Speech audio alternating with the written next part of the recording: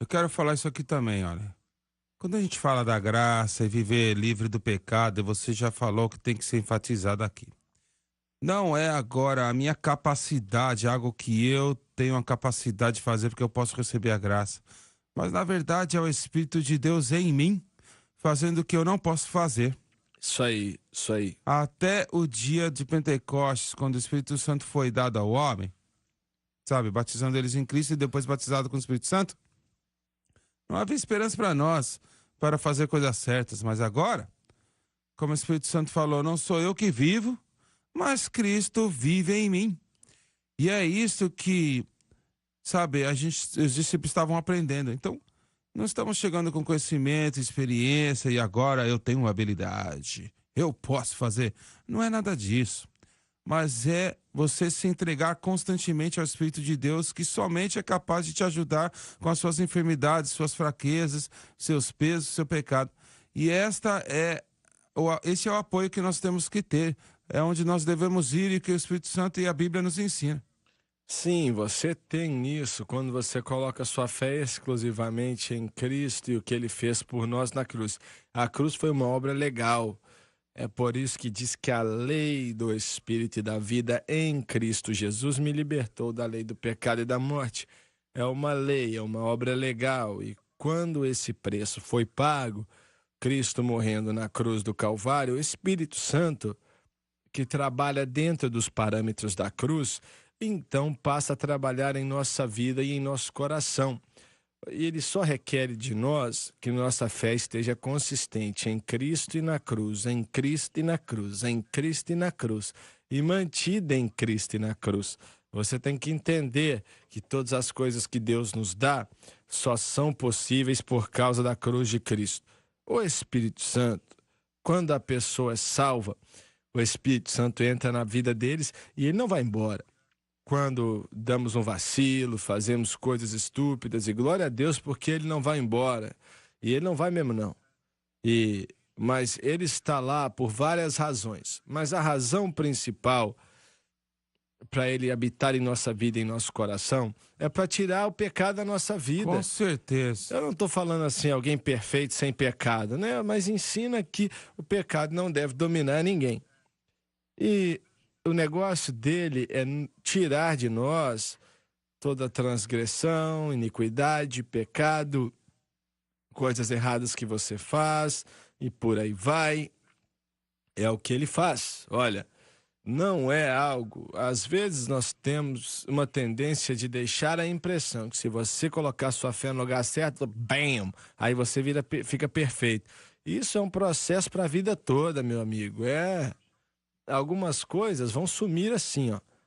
Mas tem muita coisa que não vai sumir.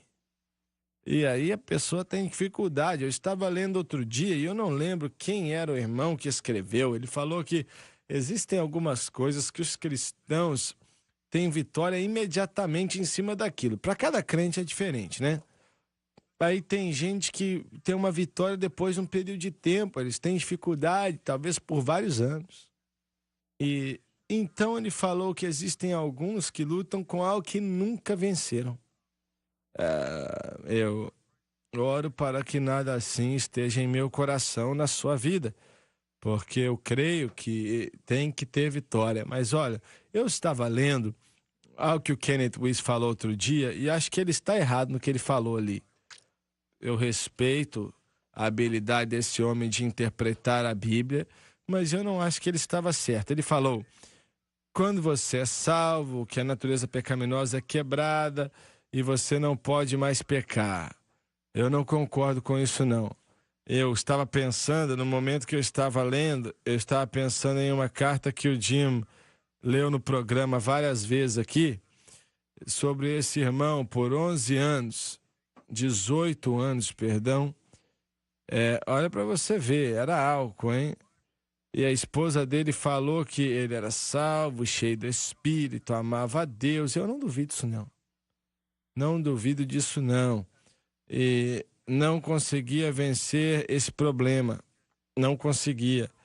E ele amava a Deus, a fé dele estava em Cristo totalmente. E quando ouviu a mensagem da cruz, ele começou a ver o caminho de Deus e trabalhar em nós, e então ele obteve vitória. Glória a Deus por isso. Mas se esse homem tivesse morrido durante esse período de 18 anos, ele tinha dificuldade com álcool esse tempo todo. E eu não sei o que o álcool faz com você, porque eu nunca bebi cachaça ou álcool na minha vida, nem sei o que faz. Mas, de qualquer forma, se ele tivesse morrido durante essa época, será que ele está salvo? Sim, estaria salvo. Mas é uma diferença aqui que temos que olhar. Vamos dizer que essa pessoa fala assim: eu quero beber tudo que eu quiser, sou salvo, não tem problema não, eu que mando, sou o senhor do meu destino, da minha almática. Mas a Bíblia diz que os bêbados não vão herdar o reino dos céus. Quer dizer que a pessoa não está tentando conseguir vitória alguma. Ele quer ir para o céu tomando todas, vamos dizer assim. E essa pessoa tem problemas, muitos problemas. Isto é contrário à presença constante do Espírito Santo. Totalmente. O Espírito Santo não estaria dizendo para esta pessoa com problema, seja qual for o problema, isto é errado, isto está incorreto. A palavra de Deus iria apoiar. Então, é onde nós nos tornamos miseráveis se nós estamos somente aceitando essa falta de fé. Esse tipo de pessoa, realmente eu duvido da salvação deles, para ser honesto. Mas esse tipo de pessoa não é... Eles não estão nem aí, entendeu? E com a presença do Espírito Santo, se existe algum amor de Deus, eu não sei como os dois podem ativamente viverem juntos. Mas o primeiro que mencionamos estava tentando parar. Com certeza não há desculpa alguma, né? Falar isso está errado, eu posso fazer o que eu quiser, não importa o que eu faço, não importa. Olha, isso aí entristece o Espírito Santo, isso abafa o Espírito Santo e nega o Espírito Santo para ele ter acesso e, em última conta, sabe, vai falhar a vida da pessoa. Se a pessoa estava salva ou não, eu não tenho salva, certeza. Né? Irmão Swaggart, pessoa que foi liberta depois de 18 anos, teve sua esposa lá, escreveu um e-mail. E através do e-mail ela descreveu uma situação. Eles não podiam ir para a igreja porque criaria um grande escândalo. Mas ela falou assim: nós sofremos em silêncio. Sabe, quando você faz isso como um cristão nascido de novo, todos nós temos esses problemas e vícios, né? E você está comprando, então, um monte de dor de cabeça, uma montanha de problemas, dificuldades, não só para você, mas para sua família também. Então eu não creio que o crente nascido de novo alegra-se pecando. Ele não quer pecar. Ele não quer. Que isso? Mas como ser liberto desta prisão, dessa cadeia, seja o que for, sabe? Pode ser coisas assim como ressentimento, amargura, falta de perdão, um monte de coisa. Sabe, pecados não confessados, escondidos. Mas se ele quer ser liberto e clamar a Deus por libertação, então o Espírito Santo vai te guiar. E graças a Deus pela Rede São Live de televisão, que a resposta está sendo proclamada todo dia. Para vir para Jesus e o que ele fez na cruz, como você veio e quando você foi salvo. Vem para o mesmo lugar, em Cristo, e coloca a sua fé em Cristo. E o Espírito Santo pode trabalhar e se mover na sua vida, no meu coração, na sua vida. Na minha própria vida, irmão Suega, Deus me libertou de uma grande quantidade de ressentimento e amargura. Não vou entrar em detalhes, mas anos depois eu estou seguindo o Senhor. E aí, outro dia mesmo, algo apareceu, sabe? Na obra de Deus a gente está muito ocupado, né?